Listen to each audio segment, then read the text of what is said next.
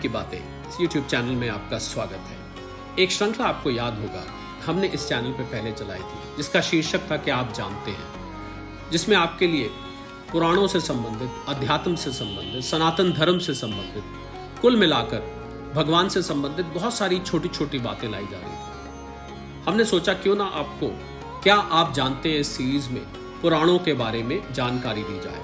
तो आइए पुराणों के बारे में कुछ बहुत ही रोचक, बहुत ही बेसिक जानकारी जो शायद बहुत सारे लोगों को नहीं होगी, वो इस श्रृंखला में लेने की चेष्टा करेंगे, जिसका नाम है क्या आप जानते हैं। जी हाँ, भगवान की बातें इस YouTube चैनल पर। तो इसका व्याख्यान करने से पहले आइए पहले भगवान की स्तुति करते हैं। ध्यान मूलम गुरुर्मूर्ति, पूजा मूलम गुरुर्पदम, मंत्र मूलम गुरुर्वाक्यम, मोक्ष मूलम गुरुर्कृपा। जी हाँ, इस गुरु की स्तुति को इसलिए यहाँ पर लिया गया क्योंकि बिना गुरु के कोई भी शास्त्र समझ नहीं आ सकता। तो जिसका जो भी गुरु हो वो उनका स्मरण करे, और उनका स्मरण करके ही ये शास्त्र की बातें या अध्यात्म की बातें या हम यूँ कहें भगवान की बातें ज़्यादा अच्छे से समझ आती हैं। समझ ही नहीं आती, आपको उनको अपने जीवन में अमल करने का भी मन करता है। आइए पुराणों की बात करते हैं। गुरु की स्तुति इसलिए भी ली गई क्योंकि सारे के सारे पुराण भगवान वेद व्यास के लिखे हुए हैं। हम उनके आभारी हैं कि अगर उन्होंने ये सारे ग्रंथ, इतने सारे ग्रंथ, जितने ग्रंथ वेद व्यास जी ने लिखे हैं, शायद बाकी सारे ग्रंथ मिलाए जाएं, उनको एक पलड़े में रखा जाए और भगवान वेद व्यास जी द्वारा लिखित ग्रंथों को एक पलड़े में रखा जाए तो भारी भगवान वेद व्यास का पलड़ा ही होगा। इतने उन्होंने ग्रंथ लिखे, अगर वो ना लिखते तो कैसे हमको वो सारी जानकारी भगवान के बारे में मिलती, या यूँ कहिए कि भगवान की बातें हम कैसे कर पाते, भगवान के बारे में हम कैसे जान पाते, और कुल मिला के भगवान तक हम कैसे पहुंच पाते।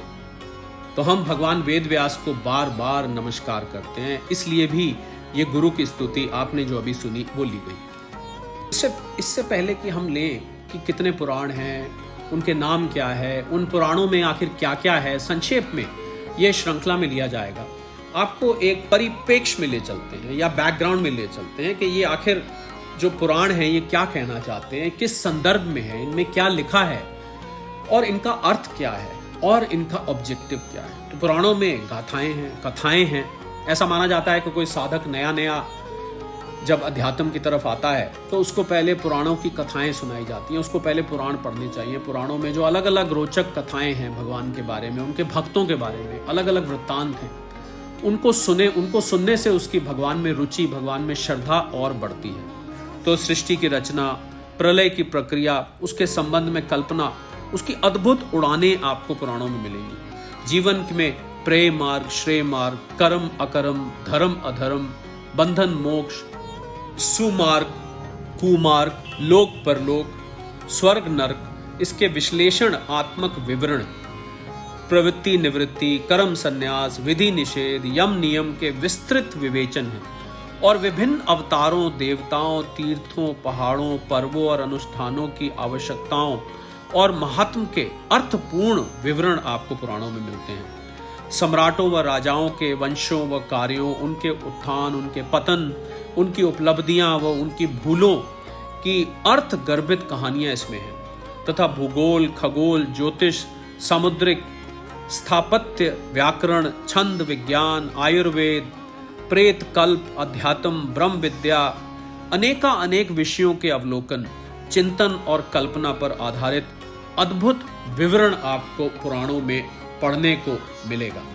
कुल मिलाकर देखा जाए तो पुराण भारतीय संस्कृति के जैसे प्राण हैं। कोई भी व्यक्ति इस कथन की सत्यता से इनकार नहीं कर सकता अगर वो पुराणों के बारे में थोड़ा भी जानता है। और इसके कारण है, वेदों ने भारतीय संस्कृति को सुदृढ़ आधार प्रदान किया है। वेदों में निहित 20 सूत्रों ने उपनिषदों की चिंतन धारा को उद्गम दिया, जिससे भारतीय दर्शन की जैसे सुरसरी प्रवाहित हुई। किंतु इनसे भारतीय दर्शन, भारतीय चिंतन तथा भारतीय आध्यात्मिक विचार प्रणाली ही निर्मित हुई। भारतीय जीवन को जीवन रस, जीवन शैली, जीवन व्यवहार, जीवन की धड़कन और लोक व्यवहार, लोक जीवन का व्यवस्थित स्वरूप दिया पुराणों ने।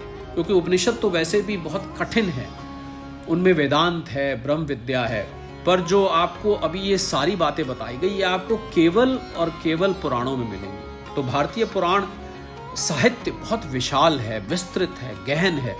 उसे सचमुच ही जीवन व्यवहार का सिंधु की जैसे उपमा दी जा सकती है। जीवन व्यवहार के अनंत क्रियाकलापों, घटनाओं, कर्तव्यों, अकर्तव्यों तथा कार्य विधियों, कार्य प्रणालियों में ऐसा कोई भी पक्ष या पहलू नहीं बचा है जो पुराणकारों की नजर से ओझल हुआ हो या जिस पर उनकी लेखनी ने प्रकाश ना डाला हो, उस पर फोकस ना किया हो। ये प्रकाश उन्होंने दिया है व्याख्याओं या विवेचनाओं के रूप में, प्रश्नों और उत्तरों के रूप में, कथाओं या वार्ताओं के रूप में, आख्यानों और उपाख्यानों या दृष्टांतों के रूप में। अब ये सब भारत के लोक जीवन में इस प्रकार रच बस गया है कि इन सबका प्रात्यक्षिक रूप दैनिक जीवन व्यवहार में देखकर जब पुराणों के पढ़ते समय इनसे सैद्धांतिक रूप की वहां पहले से ही उपस्थिति से साक्षात्कार होता है तो मन जैसे चमत्कृत हो जाता है और लोक जीवन की हर धड़कन में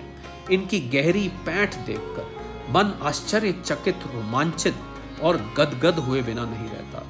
बहुत लंबे काल से व्यवहार में घिसते घिसते निश्चय ही बहुत सी चिंतन धाराओं का स्वरूप मुड़ तुड़कर अपना मूल स्वरूप जैसे खो चुका है। फिर भी ये बात समझने में देर नहीं लगती कि इनकी जड़ें पुराणों में है। और जैसे कि अभी कहा गया कि पुराण साहित्य अत्यंत विशाल, विस्तृत और गहन है। इसमें कोई भी जिज्ञासु अपने किसी भी प्रश्न या शंका का उत्तर ढूंढ सकता है, जैसे कि विश्व कोश है और उसमें खोज सकता है। हाँ, ये सही है कि उत्तर पुराणकारों की तत्कालीन चिंतन धाराओं और चिंतन स्तरों के अनुकूल ही होगा। वो आजकल के मॉडर्न विचारों के हिसाब से भले ही ना हो, पर होगा वो बिल्कुल तर्क संगत। बाद में चिंतन के द्वारा किए गए संशोधनों के प्रभाव दिखाई देंगे ही आपको। वो जो गैप है, जनरेशन गैप कह लीजिए या युग का गैप कह लीजिए या काल का गैप कह लीजिए, वो तो जरूर दिखेगा। पर जो सिद्धांत पुराणों में पढ़ने को मिलेंगे वो बिल्कुल तर्क संगत होंगे और वो सत्य होंगे। और अगर आप उसी परिप्रेक्ष्य में उसको समझने की चेष्टा करेंगे तो उसमें आपको जो भी संशय है, जो भी शंका है, उसका उत्तर वहां मिल जाएगा। ये पुराणों का महत्व है और इसी कारण से हमने इस श्रृंखला को लिया। क्या आप जानते हैं भगवान की बातें इस YouTube चैनल पर पुराणों के बारे में।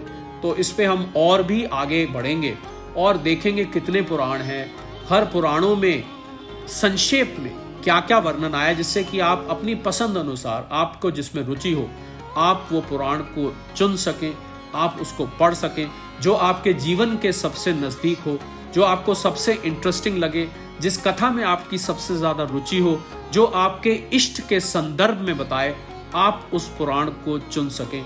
यही इस सीरीज को बनाने का लक्ष्य है। क्या आप जानते हैं पुराणों के बारे में।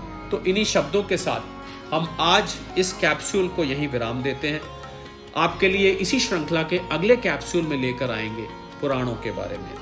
ध्यान मूलम गुरुर्मूर्ति, पूजा मूलम गुरुर्पदम, मंत्र मूलम गुरुर्वाक्यम, मोक्ष मूलम गुरुर्कृपा। सादर प्रणाम।